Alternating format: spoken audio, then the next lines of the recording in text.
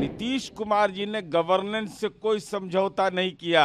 Governance से कोई समझौता नहीं, अगर करोगे तो रास्ता नापो। नीतीश कुमार का काम बोलता है, आपको विज्ञापन छपवाने की जरूरत पड़ गई। बिहार के विकास की धारा न रुकी है न रुकेगी। अभी तो बहुत समय है। हड़बड़ी में सीट शेयरिंग होता है तो सत्ता का शेयरिंग बताते हैं किसको होता है। नीतीश कुमार जी का व्यक्तित्व इतना भारी है कि हर कोई उनको पाले में लेना चाहता है। राहुल गांधी जी को आत्मचिंतन करना चाहिए कि रणनीति में चूक कहाँ है कि जहां हम जाते हैं वहां सहयोगी दरकिनार होने लगते हैं। माननीय नीतीश कुमार जी को एक्सक्यूज देने की जरूरत है कि नीतीश कुमार जी की प्रशंसा होती है। नीतीश कुमार जी ने गवर्नेंस से कोई समझौता नहीं किया।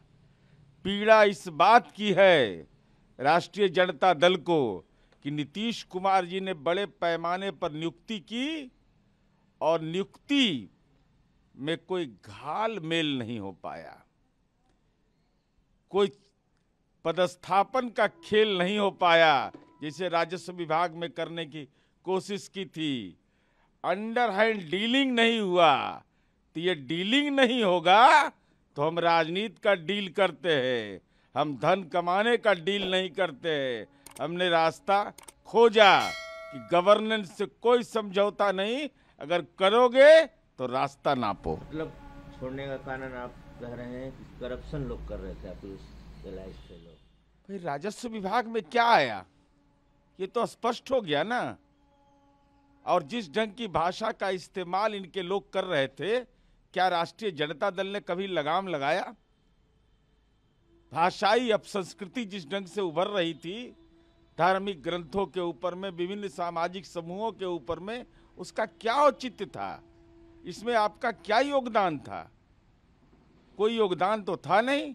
इसलिए राष्ट्रीय जनता दल जो नए दौर में विकास पर दावा कर रहे, विज्ञापन छपवा रहे, अरे विज्ञापन नीतीश कुमार का काम बोलता है, आपको विज्ञापन छपवाने की जरूरत पड़ गई।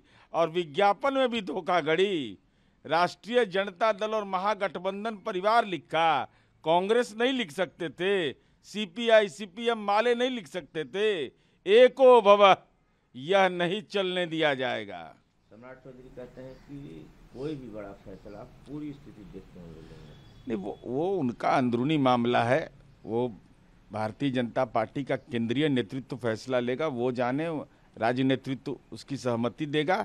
लेकिन महत्वपूर्ण विषय है कि बिहार के विकास की धारा न रुकी है न रुकेगी। इसी तैयारी कहते हैं कि कांग्रेस का जो व्यवहार था ये इंडिया अलायंस से उनको अलग होने का मेन कारण बना और बिहार की स्थिति इसके लिए कांग्रेस जिम्मेदार।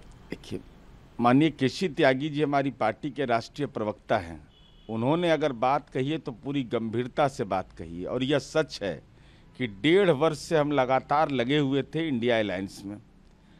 और पटना से ये बैठक शुरू हुई, बेंगलुरु से लेकर मुंबई तक हम लगातार बैठक में सक्रिय रहे, अपनी भावना को हम व्यक्त करते रहे। लेकिन अभी तो बहुत समय है। हड़बड़ी में सीट शेयरिंग होता है तो सत्ता का शेयरिंग बताते हैं किसको होता है। जयराम रमेश अभी भी बोल रहे हैं कि मुझे आशा है कि ममता बनर्जी और बिहार के मुख्यमंत्री इंडिया अलायंस में आ जाएंगे। वो तो अपेक्षा करना स्वाभाविक है ना। नीतीश कुमार जी का व्यक्तित्व इतना भारी है कि हर कोई उनको पाले में लेना चाहता है। कांग्रेस पार्टी के माननीय राहुल गांधी जी पदयात्रा करने का उनको अधिकार है, लेकिन उस पदयात्रा का जो फलाफल आ रहा है कि बंगाल गए तो ममता बनर्जी जी दरकिनार हो गई, बिहार का गृह प्रवेश है तो बिहार में राजनीतिक घटनाक्रम बदल रहा है।